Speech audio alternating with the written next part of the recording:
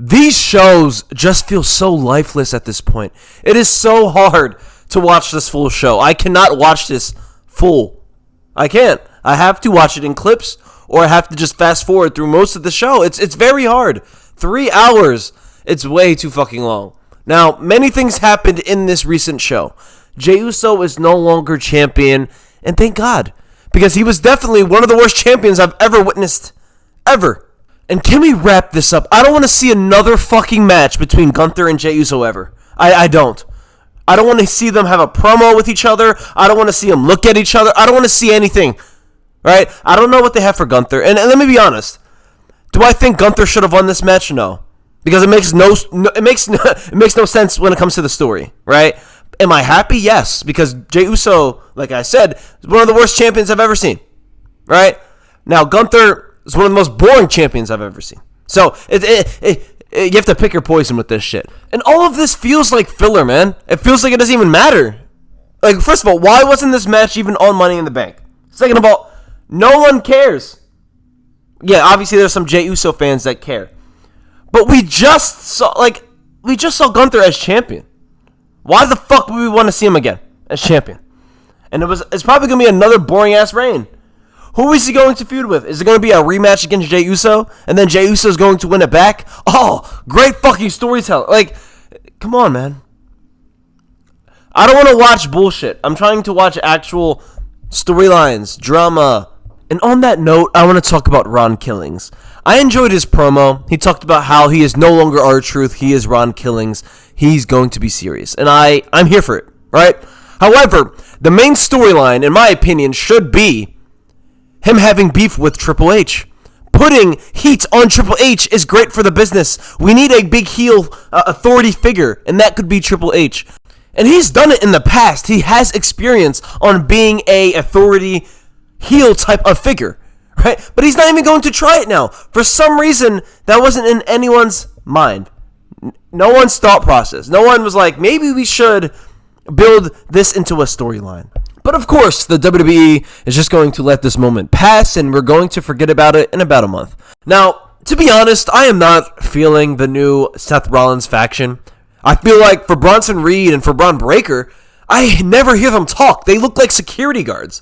They don't feel like WWE superstars at this point, and that is a problem. Braun Breaker is better off by himself than being in this faction, right? Like, he was an IC champion, and now he's a lackey for Seth Rollins, right? Bronson Reed, before he got hurt, he, destroyed Seth Rollins? Seth Rollins was off the show for fucking months because of Bronson Reed, and now Bronson Reed's back joining Seth Rollins and letting Seth Rollins be the leader after Bronson Reed was beating up Seth Rollins. Tell me how that makes sense. Where's the story? How come I still haven't heard Bronson Reed talk? It makes no sense. The story makes no sense. It's like we're not supposed to follow the story. And it seems like we're going to have to wait 4 weeks just to hear Bronson Reed say one fucking word. Right? And it's just, we should know why Bronson Reed joined Seth Rollins. We should understand why he wants to join Seth Rollins and what he gets out of it. Right? If he gets nothing out of it, if he just joined to be a lackey, I don't understand his thought process. I really don't. Because you want to build different dynamics. Have Bronson Reed talk about what titles he wants, or what he wants to do, or who he wants to beat up, or who he wants to target. Same with Braun Breaker. Like, you have to show these guys, show their character. Now, to open the show, we had John Cena and CM Punk have a promo, and this set up for a match that's going to happen in Saudi Arabia at Night of Champions. Now, I'm just going to be honest. John Cena's title reign has just been boring, right? You look at each feud he's had so far, not great. The best feud is, honestly, R-Truth, and that wasn't even for the championship. You know, like, that's not good. That's never a good thing. We had Randy Orton and John Cena beef over John Cena not having kids. Like, what are we talking about? You know what I mean? I still can't believe that was the main points, one of the main points of their rivalry. John Cena not having a kid, bro. Like, that shit's so dumb. It's so fucking stupid. And like, it comes down to the booking. It comes down to the lame storylines that they have. There's no real story that John Cena's in, right? Like, John Cena winning the title, there was supposed to be so many different storylines intertwined, between this John Cena winning, right? We had The Rock being the final boss, him selling his soul to The Rock, but The Rock is no longer in the story.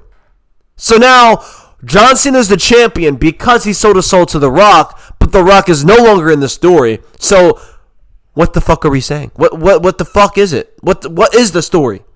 I'm still confused, and I still don't know what we're trying to do here. Do you know what's crazy? The best storyline in WWE is a recycled storyline reused last year, and that's Liv Morgan and Roxanne Perez.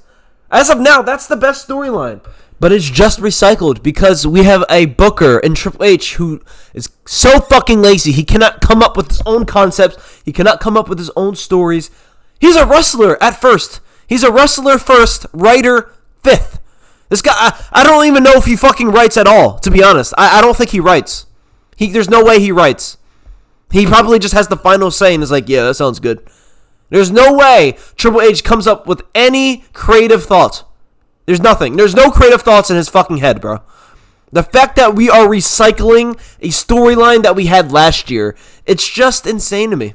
And yes, recycling storylines is part of wrestling, right? That happens. But bro, you got to give it at least 5 years, man. A 5-year break, and then okay, let's recycle that storyline. That would put this person over.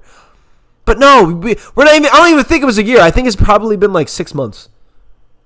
I almost forgot to bring this up, but Becky Lynch, I think she had the best promo of the night.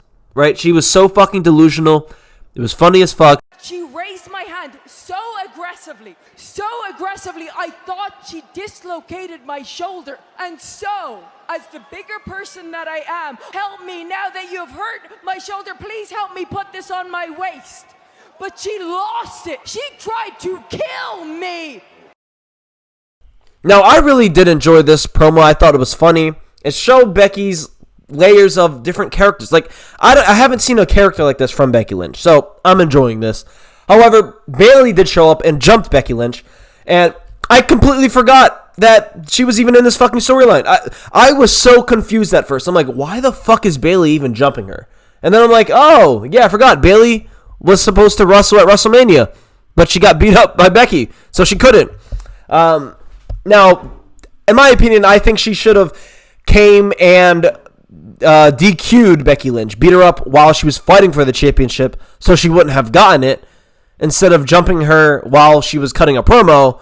I don't know, it just doesn't make any sense, you know? I would have just had Bayley have a vignette or a backstage promo of her visibly being upset and angry of Becky Lynch and having an emotional promo or something. That's what I would have done. But whatever, I want to end on the good note. I did enjoy Becky Lynch's promo. So there you go. Now, I want to talk about AEW for just a quick second. I am behind a couple episodes, so I will be catching up. If you guys want to see AEW content, let me know. Because AEW really does have a chance with WWE being this bad. Currently being this bad, AEW has a chance. Now, if you like this video, drop a like, subscribe to the channel, and I'll catch you guys on the next one. Peace.